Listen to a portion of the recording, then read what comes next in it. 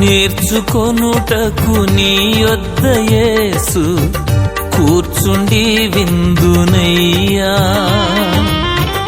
నేర్చుకొనుటకు నీ యొద్ద యేసు కూర్చుండి విందునయ్యా. నేర్పించు యేసయ్యా, నేర్పించు యేసయ్యా, నా మంచి బోధకుడా. నేర్పించు యేసయ్యా, నేర్పించు.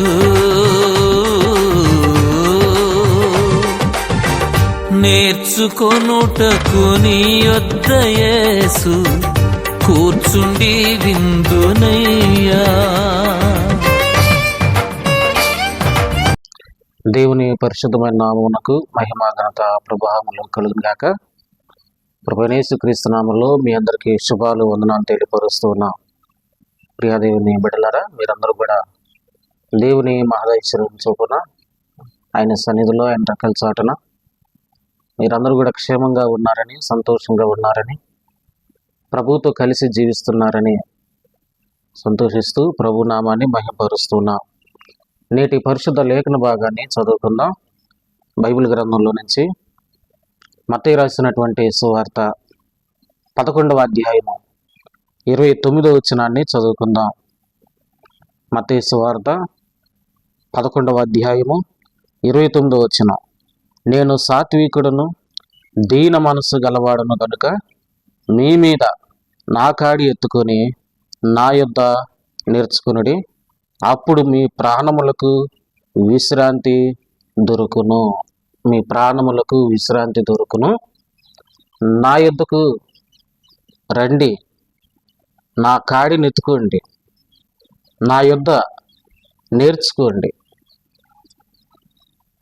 నేటి దినమున మనం ధ్యానం చేసినటువంటి అంశము క్రీస్తు యొక్క మాటలను నేర్చుకునుట, క్రీస్తు యొద్ద నేర్చుకునుట, దేవుని యొద్ద నేర్చుకునుట. మానవుడు నేర్చుకోవలసింది, దేవుని దగ్గర అభ్యసింపవలసింది, తెలియని వాటిని తెలుసుకోవలసినటువంటి విషయాలు ఎన్నో ఉన్నాయి. ఏ వ్యక్తి కూడా నాకు అవసరం లేదు, నాకు దేవుడు అవసరం లేదు, నేను దేవుని యొద్దకు రావాల్సిన పని లేదు, నేను దేవుని దగ్గర నేర్చుకోవాల్సిన పని లేదు అని చెప్పాల్సిన పని లేదు, చెప్పటానికి అవశ్యం లేదు. ప్రభు అంటున్నాడు, నా యొద్దకు రండి, నేర్చుకునుడి. ఎక్కడ మనం నేర్చుకోవాలి? ప్రభు పాదాల దగ్గర మనం నేర్చుకోవాలి. ప్రభు పాదాల దగ్గర మనం నేర్చుకోవాలి. ఆయన సన్నిధికి మనం వచ్చినప్పుడు దేవుని సేవకుని ద్వారా దేవుడు వర్తమానాలను వినిపింపజేస్తున్నప్పుడు ఆయన స్వరంతో మాట్లాడతాడు. మన పరిస్థితులు ఎలాగున్నాయి, మన జీవితం ఎలాగుంది, మనం ఏ విషయంలో అజ్ఞానులుగా ఉన్నామో, మనం ఏ విషయాలు నేర్చుకోవాలి, నేర్చుకున్నట్టు ద్వారా ప్రభువుకి ఎలాగైనా మనం దగ్గరగా జీవిస్తామో ఇవన్నీ కూడా ప్రభు మనకి నేర్పిస్తాడు. కనుక మనం ఎంతటి గొప్పవారమైనా, ఎంతటి గనులమైన, ఎంతటి జ్ఞానవంతులమైన దైవ సంబంధమైనటువంటి విషయాలు, పరలోక సంబంధమైనటువంటి విషయాలు, ఆధ్యాత్మికమైనటువంటి విషయాలు ప్రభు దగ్గరే మనం నేర్చుకోవాలి. దేవుడు మనల్ని ఆయన పాదాల దగ్గరికి రమ్మంటున్నాడు, ఆయన పాదాల దగ్గర నేర్చుకోమంటున్నాడు. మనం నేర్చుకునేటువంటి వారిగా ఉండాలి, ప్రభు దగ్గర నేర్చుకునేటువంటి వారిగా ఉండాలి. ఈ రోజున సమాజం మనుషులకు ఎన్నెన్నో విషయాలను నేర్పిస్తుంది, నేర్చుకుంటున్నారు. అయితే సమాజము లేకపోతే లోకము నేర్పించేటువంటి విషయాలు అవి నేర్చుకున్నడం ద్వారా మంచి కంటే చెడు ఎక్కువ ఉంది కాబట్టి తద్వారా మన జీవితాలు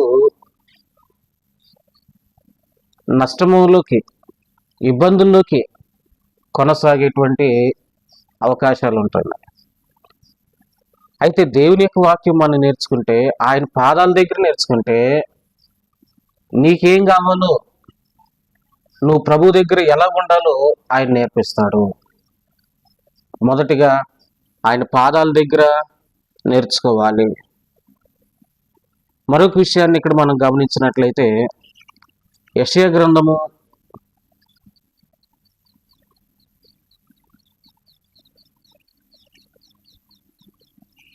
11వ అధ్యాయము, యెషయా గ్రంథము 11వ అధ్యాయము 17వ వచనం.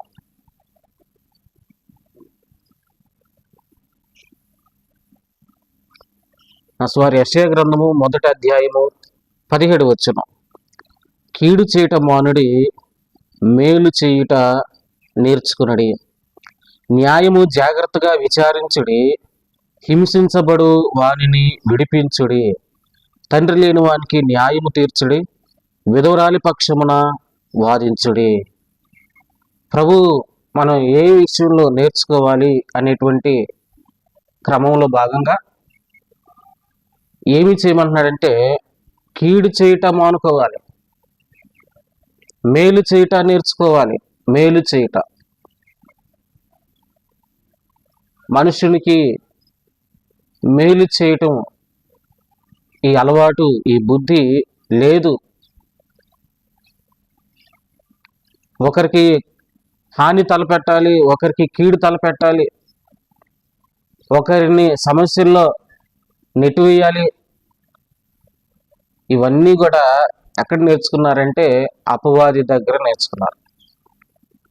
లోకములో జరుగుతున్నటువంటి పరిణామాలు,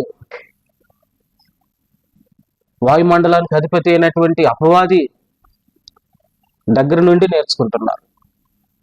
అయితే మన క్రీస్తు దగ్గర మనం వచ్చినప్పుడు, మన సమాజంలో జీవిస్తున్నప్పుడు, మనకు ఒక కుటుంబాన్ని కలిగి ఉన్నప్పుడు, మన వంతు, మన బాధ్యత ఏంటంటే మేలు చేయుట నేర్చుకోవాలి.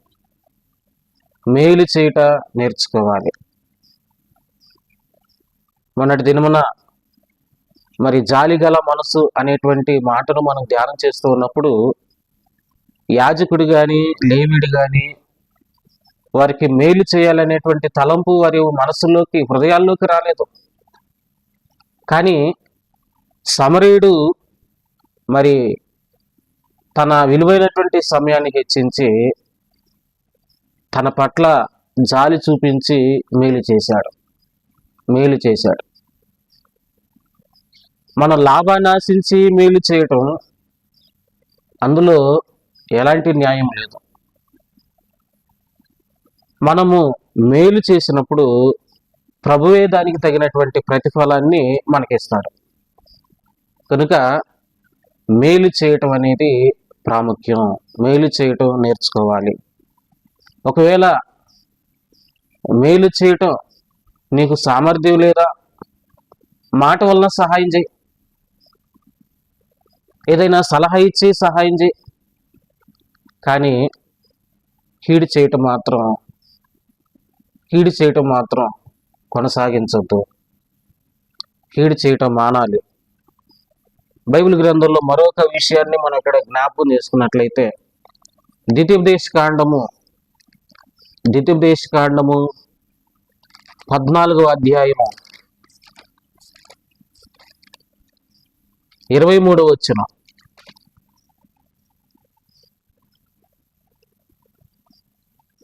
నీ దినములన్నిటిలో నీ దేవుడైన యెహోవాకు నీవు భయపడ నేర్చుకొనున్నట్లు, నీ దేవుడైన యెహోవా తన నామమునకు నివాస స్థానముగా ఏర్పరచుకున్న స్థలమున ఆయన సన్నిధిని నీ పంటలో గాని, నీ ద్రాక్షారసములో గాని, నీ నూనెలో గాని 10వ వంతును, నీ పశువుల్లో గాని, గొర్రె మేకల్లో గాని తొలిచూలు వాటిని తినవలెను.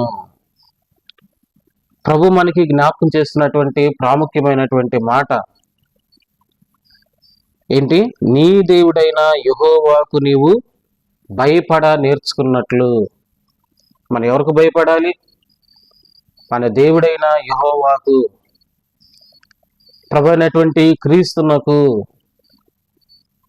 పరిశుద్ధాత్మ దేవునికి మనం భయపడాలి. దేవుడంటే భయం ఉండాలి. ఏదైనా పిల్లలు వంకర పని చేస్తూ ఉన్నప్పుడు, అమ్మ మా మమ్మీ చూస్తుంది, లేకపోతే మా డాడీ చూస్తున్నాడు, మా డాడీకి తెలిసిద్ది కొడతాడు అని భయపడతారు. అయితే మనం దేవుని కళ్ళను ఎప్పుడు కూడా కప్పలేం. దేవుడు పరమందుండి ఆయన చూస్తున్నాడు.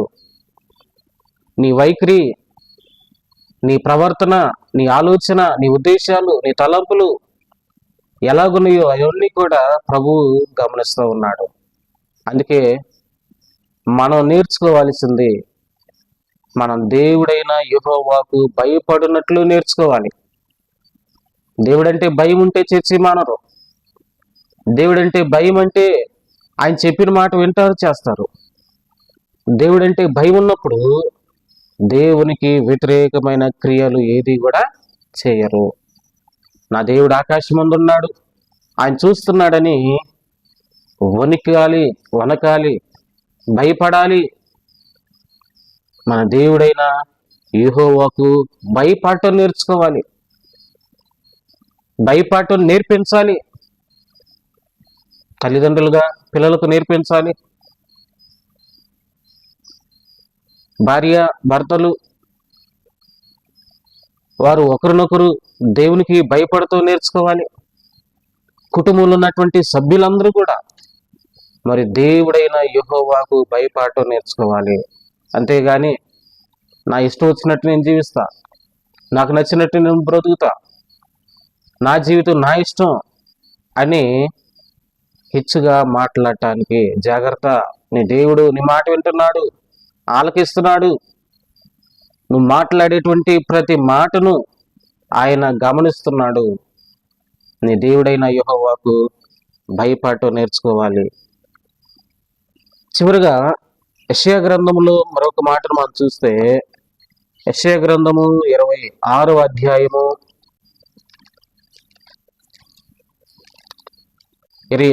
యెషయా గ్రంథము 28వ అధ్యాయము 26వ వచనం, 28, 26.